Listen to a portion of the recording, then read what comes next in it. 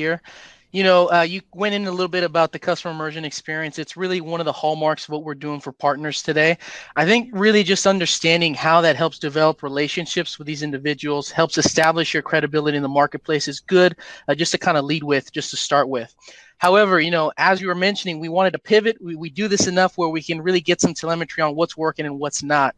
And so what we learned is that we're going to want to really have a process as to what the next step looks like for each of these different participants as they come through this lab.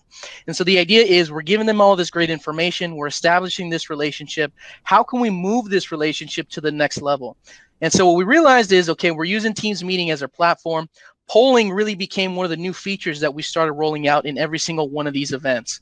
And again, this goes into what does a next step look like? Inside of these security CIEs, what we're doing is we're really breaking down how Microsoft 365 can help you when it comes to your security practice. One of the hallmarks of M365 is what's called Secure Score. I'm sure we've probably all seen that before. It's a great way to really understand when it comes to your Microsoft security, where do you currently stand? What specific actions can you take to make yourself more secure for your Microsoft services? And so right now, what we're offering everybody who's coming to these labs is a free Microsoft Secure Score assessment.